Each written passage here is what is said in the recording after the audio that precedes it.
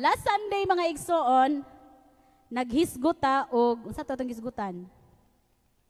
Ay Mother's Day man dito no, special edition, special to siya nga kuan. Nasa to tong hisgutan gani last Sunday? About to sa mga mama no. Oh. So salamat sa Ginoo sa ato ang very inspiring nga message nga through Wiesel. Gikan sa Ginoo mga igsoon. But katupag yung first nga Sunday mga igsoon, ang atong topic is all about breaking barriers, breaking spiritual barriers. Nalimot na sila gyud.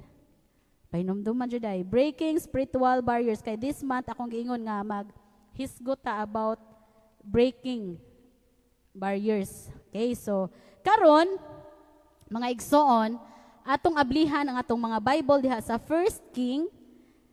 Since nag-series ko og basa mga igsoon sa First King, so dalhon mo nako para makauban ta. Kauban ta aning asan to kong notes akong kuan gibasa. Okay, atong basahon mga igsoon, First King chapter 1 verse 24 to 35. Taas-taas man ni siya. Yeah. Manindog tanan mga igsoon. And let's open our Bibles. Kung walay mga Bibles na atay available Bibles sa likod, basahan ninyo kay aron dili mo moingon nga nagtumo-tumo ra man is pastor ag basa First King chapter 1 verses 24 to 35. Ingon dili mga igsoon akong basahon sa makusog ug sunda ko ninyo sa inyong mga mata mga igsoon. Hallelujah. Your Majesty, did you say that Adonijah would be king? Earlier today, he sacrificed a lot of cattle, calves, and sheep. He invited the army commanders, Abiathar, and all your sons to be there. Now they are eating and drinking and shouting, "Long live King Adonijah!" But he didn't invite me or Zadok the priest or Benaiah or Solomon. Did you say they could do this without telling the rest of us who would be the next king? 28 mga igsoon. David said, "Tell Bathsheba to come here." She came and stood in front of him. Then he said, "The living Lord God of Israel has kept me safe. And so today I will keep the promise I made to you in his name. Solomon will be the next king." Bathsheba bowed with her face to the ground and said, "Your Majesty, I pray that you will live a long time." Then David said, "Tell Zadok, Nathan, and Benaiah to come here." When they arrived, he told them, Take along some of my officials and let Solomon ride my own mule to Gihon Spring. Last verse, when you get there, Zadok and Nathan will make Solomon the new king of Israel. Then, after the ceremony is over, order someone to blow a trumpet and tell everyone to shout, "Long live King Solomon!" Mag-ampo ta mga igsoon. Hallelujah. Most gracious and heavenly Father, we thank you so much, Lord God, for this wonderful opportunity, Lord God, that we're able, Lord God, to hear your word, Ginoo.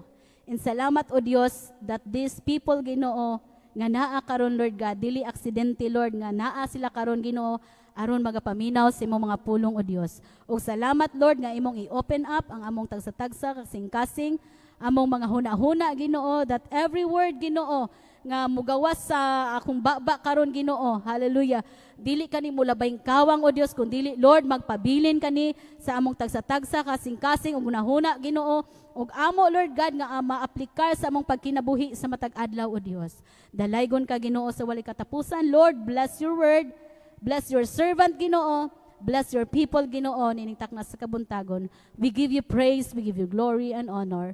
In Jesus' mighty name. Amen og amen. Magapanglingkod ta mga igsoon. Hallelujah. Breaking through to God's greater purpose.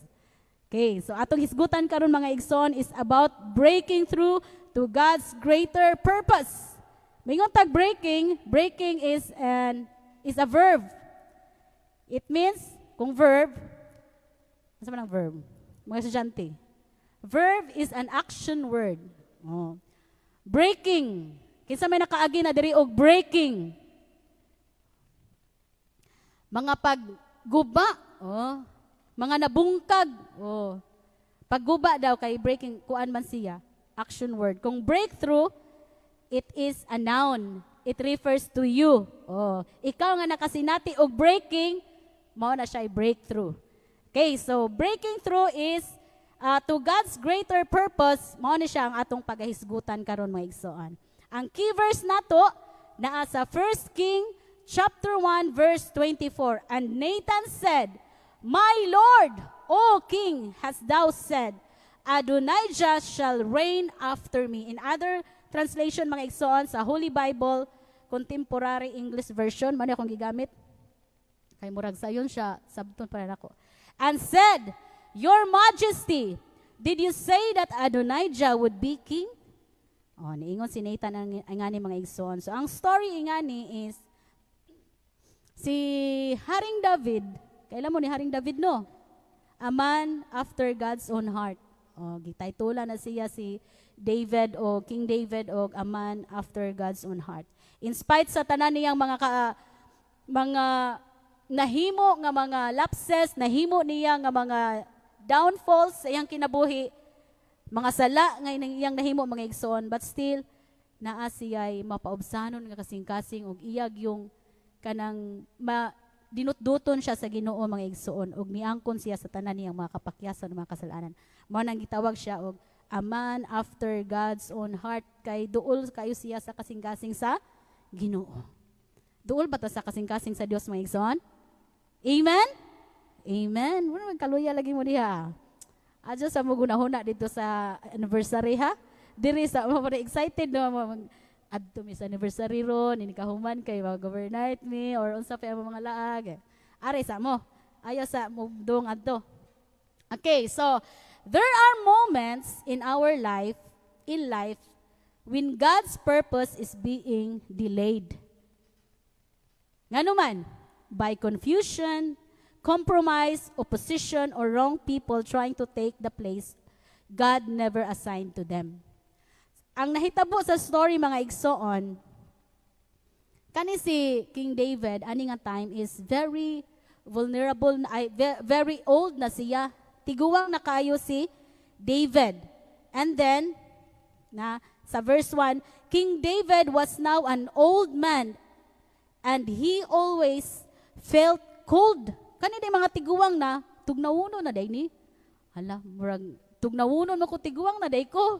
Ako kansi ko nila basta magkuan na sila electric fan kay pang kuan na sila, enjoy na sila kato, gagako din taon bukot-bukot sabol. So kani siya old na siya and under a lot of blankets.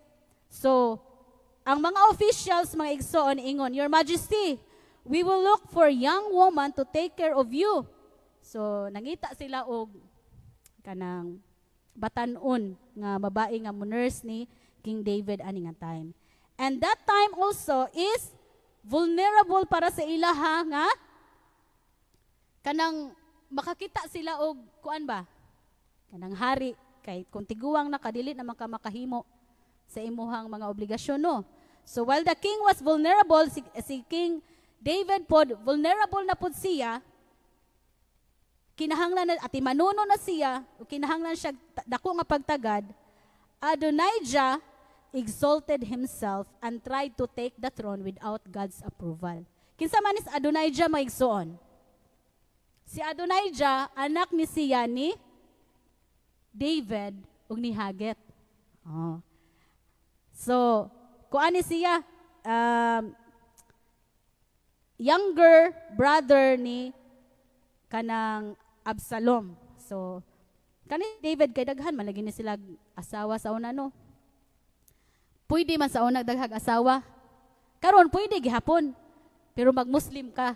Oh, pero kita mga Kristohanon, it's a big no-no sa ato Amen. So wala na siya. So si King David na siya'y anak ni Haget nga si Adonijah. Nya ani nga time gusto ni Adonijah nga mahimo siya nga king. Unya iyang gi-invite ang mga ang mga igsuon ni Adonijah, ang mga officials, nga iyang gipangutana nga kanang tabangan ko ninyo nga mahimo kong hari. Pero ang mga loyal ni King David wala mo sugot. Pero bisan wala sila mo sugot, si Adonijah naghimo gihapon siya og celebration. Mabitaw ning nagsinggit sila diri nga ingon sila nga long live kuno Adonijah.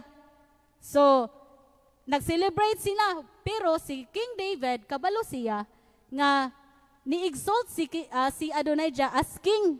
Pero tungod kay iyang anak, hanap siya sayop naman, no? Pero tungod kay iyang anak dili siya gusto nga masubo o ma-disappointed or makuan, gipasagdan ra niya. So, mao na siya ang nahitabo mga igsoon. But God already had a greater purpose. Bisan gusto to di Adonijah nga mahimo nga king, without approval sa Ginoo, pero kay tungod kay kung ang purpose ang Ginoo mga igsoon aduna siya greater purpose sa atong mga kinabuhi. Kung dili ka para ana, dili gyud na siya nimo makabuot. Kung imong ipugos, mo na mag-suffer ka og mga consequences. So, the enemy always tries to establish something counterfeit before God's true purpose is revealed. Ang kaning atong mga kaaway mga igsuon, kanunay na sila maghimo, maningkamot o kanang mag-establish bita og something ba nga mo imitate siya to trick us nga mao ni siya tinuod pero dili di ay. Oh, kani siya mao ni siya ang plano sa Ginoo sa imong hunahuna pero dili di ay. So, yet ang nahitabo mga igsoon, the courage of Nathan and Bathsheba, si Bathsheba, kinsa ito si Bathsheba? Oh, nahimo siya ang wife ni David. So, God's plan broke through. So, pinaagi ni Bathsheba mga igsoon og ni Nathan, kani si Nathan, usap po ni siya ka kuan. Sa ganin si Nathan? Prophet. Oh. Si Nathan o si Bathsheba, sila'y nakaingon, kay, tungod kay ni, kuan sila og courage, good ba? Pagkadungog nila nga, hala, ngano man nga si Adonijah, iya namang gi-exalt, iyang kaugalingon nga mahimo siyang king. So niadto si Nathan ni Bathsheba mga igsoon, iyang giingnan si Bathsheba nga, have you heard that Adonijah the son of Haggith has made himself king? But David doesn't know a thing about it. You and your son Solomon, si Bathsheba mo man na siya ang mama ni Solomon, anak nilang duha ni David. So ingon dire, you and your son Solomon will be killed unless you do what I tell you. Go, say to David, you promised me that Solomon would be the next king. Iyang giingnan si Bathsheba. Adto ni David, ug ingna siya, nga di ba ingon ka nga si Solomon ang mahimo nga next king? Yang ano man nga na si Adonijah naman ang nahimo na exalt sa iyang kaugalingon. So, tungod sa ilang courage mga igsoon, ang plano sa Dios maoy ning prevail. So, this story teaches us that no matter how much opposition rises, God's greater purpose will prevail when His people responds in faith